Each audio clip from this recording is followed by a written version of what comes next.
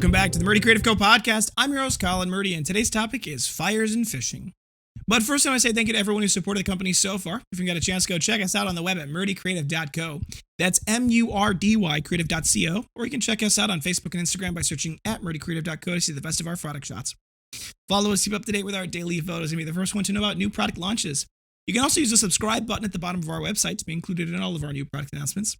Be sure to check out our laser engraving, personalization options, and exclusive colors on the website, or you can get a blank one on Amazon Prime. All right.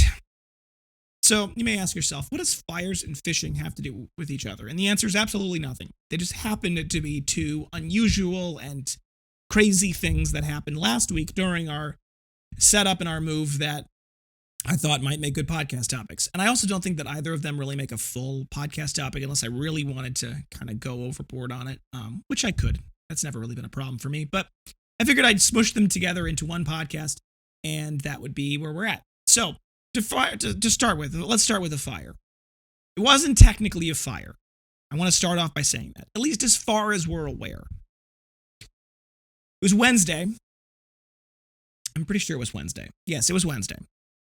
We were getting towards the end of the day. I had been working in the engraving room, finishing setting up the ducting system for the engravers, and I was working through there. And all day long, the team had been talking about how the room with the press in it smelled terrible. And I don't know. I mean, maybe I just don't have that good of a sense of smell. I smelled it. I walked in, I smelled it. I'm like, it smells kind of bad, but not, I wouldn't describe it as terrible. Like, I wouldn't describe it as like a bad smell. It just smelled like it had a smell. But they all swore up and down that it was the worst they'd ever smelled. I think actually Meryl went and ordered air fresheners because of that. As the day went along, though, the smell did get stronger and stronger and stronger. And then finally, at about 3:30 in the day, it got to the point where I'm like in there and going, it smells like burning marshmallows. And that was my first clue, because anytime you think to yourself, that smells like burning anything, fill in the blank, it might be burning. So I go in and Evan's in there and he's working on assembling something. He goes, I have a horrible headache from this. I'm like, okay, that's a bad sign too. That means something's happening. So we start searching for what we think the source of the smell is. And we realize that it's coming from the room that we store the leather in its boxes in, on the far kind of bottom edge of the workshop. And I'm looking up, I'm thinking it's the lights. Because unlike the fluorescents that were in the rest of the building, these fluorescents looked old. Very, very old. And so I decided, I'm like, we'll just shut them off. Let's see if that helps. We shut them off. We walk out. We leave there for a little bit. We kind of walk around. And then we come back in and I see something. And I realize it's black. It looks like black tar dripping from the fixture. And I'm like, oh, okay, so yeah, that's definitely what that is. That's definitely that smell. And I'm like, we gotta get out of here. So with the light off, the smell, it didn't get worse. It kind of stopped getting worse. And so I immediately get on the phone with my electrician friend and I say, okay, here's what we've got. I shoot him some photos of what was happening, of the fixtures, of the black stuff that's coming out of the fixtures, out of the kind of the tar substance as it's dripping. And he goes, okay, I think I know what that is. He goes, when was the building built? I was like, it's about 1960. He goes, okay, that tracks. I may be butchering the way this is pronounced. I think it's Ascarel or Ascarel. Anyway, it's a PCB that was used as a liquid electrical insulator in the 60s in fixtures. And we kind of had talked a little further, and what it came to pass, we realized that it was because the light probably hadn't been on for the hours that we had it on that day in decades. So it's possible that the light, being well past its expected lifespan and being run at full bore for hours and hours and hours, there was probably an electrical short or something in it that had caused it to basically burn through the liquid insulation system. And from what was described to me is that the system actually was doing what it was supposed to do. Because rather than it lighting the place on fire, it just created that bad smell. And apparently that bad smell is actually part of the safety system so that you identify that something's wrong.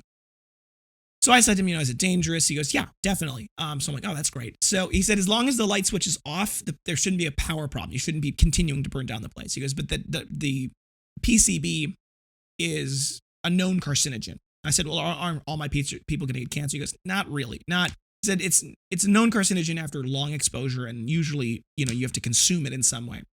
And I went and did some more research, and this is something that's a very well-known problem. PCBs were commonly used in a lot of applications back in, the 60s, the 70s, really before then even as well. They used to be dumped into groundwater, and they cause a lot of problems. Now, most humans that have PCB poisoning or, the carcinogenic effects, it's because they eat it. It's because they consume it in their food, in their animals, in the fish, and all the things they eat over time. So, he said that as long as you're wearing a face mask, and which we have very high quality masks, so we had respirators and gloves and everything like that. As long as you encapsulate it and you let the place air out so that the vapors dissipate, and you don't turn the light back on until we get in there and replace it, and you wipe it all up thoroughly, it shouldn't be a problem. So, because I didn't want to go back in there while the vapors were so intense, I just sent everyone home. It was almost to the end of the day. Anyway, we just sent everyone home. We had all the windows open, so we left all the windows open. Later that night, I returned, closed all the windows, and when I went back in there, the smell had mostly dissipated. By the morning, it was almost entirely gone.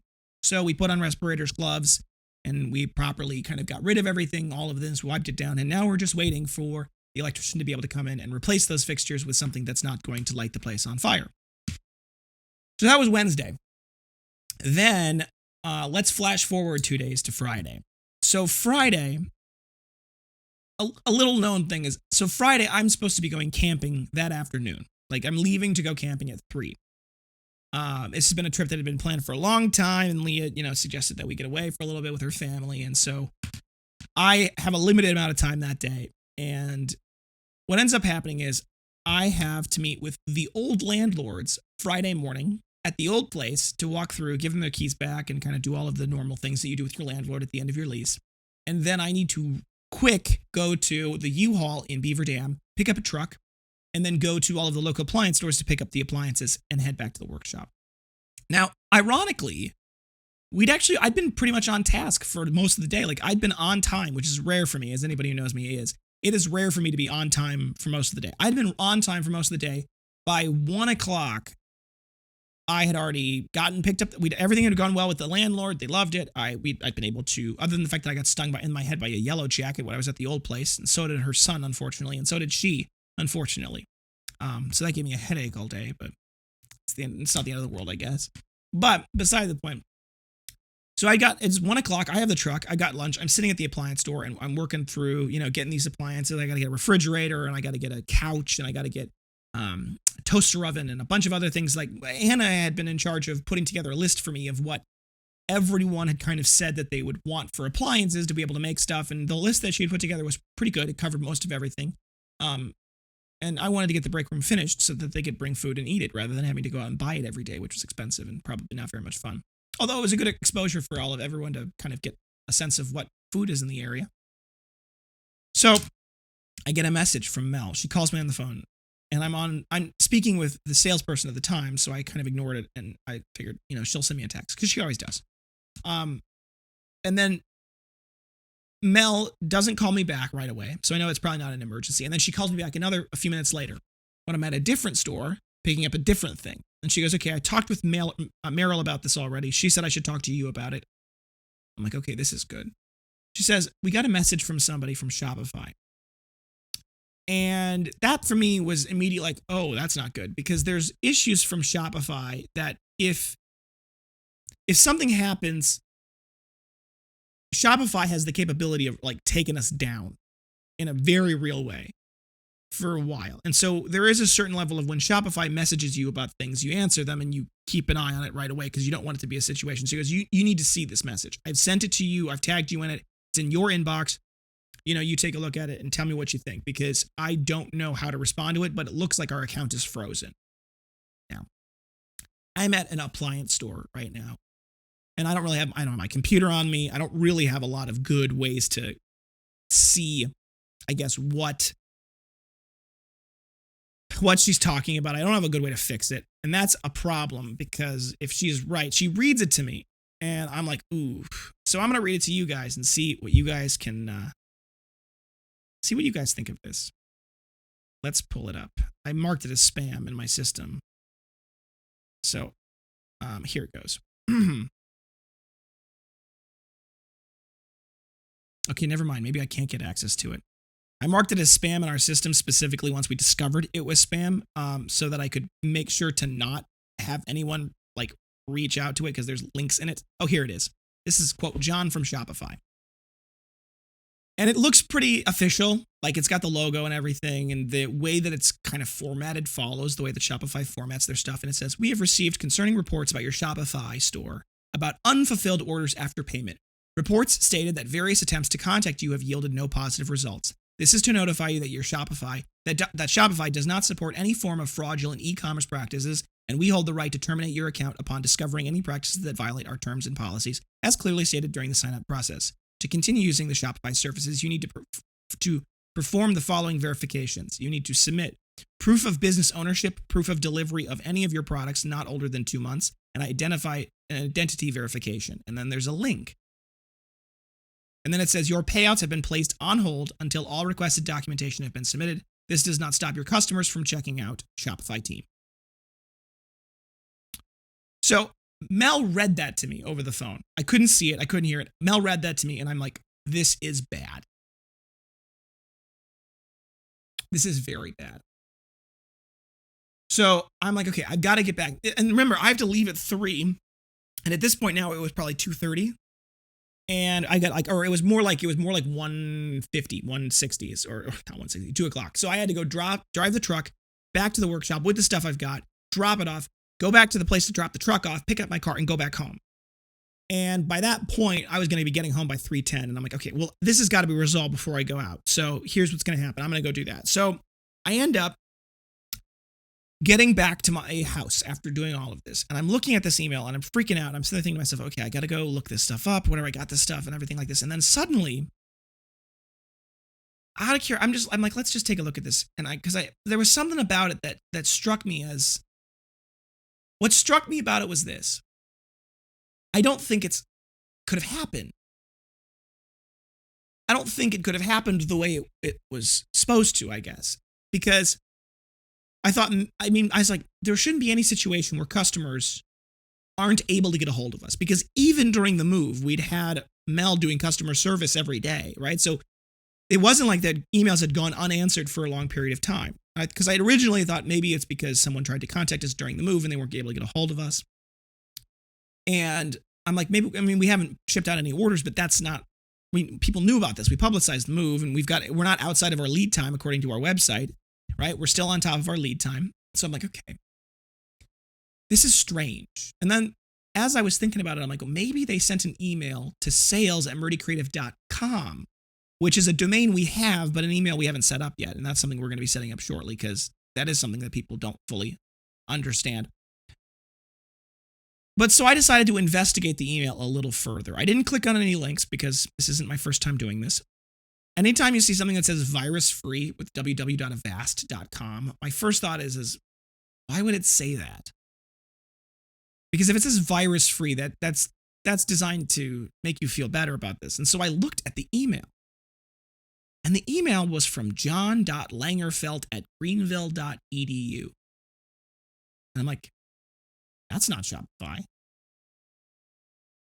And my brain immediately goes, this is spam. This is someone phishing for our business identification information. But to be safe, because mistakes happen and things, you want to know that for sure, I called Shopify help desk, and first things first, I got to congratulate them. I went through you have to go through their help center, but you can ask them to call you back, and they call you back within, they call me back within 2 minutes. Like you request a call and they call you, and they call me in like 2 minutes. And I spoke with the person. I said, look, I've got this email. I think this is spam. Can you double check to make sure there's no holds on our account? There's nothing like this on our account. And he checked. He says, yeah, there's no holds on your account. There's nothing like this on your account. I said, well, what should I do? He said, forward this email to safety@shopify.com. They'll look into it. And then ignore it. And I said, perfect. And so that's what we did. And I marked it as spam.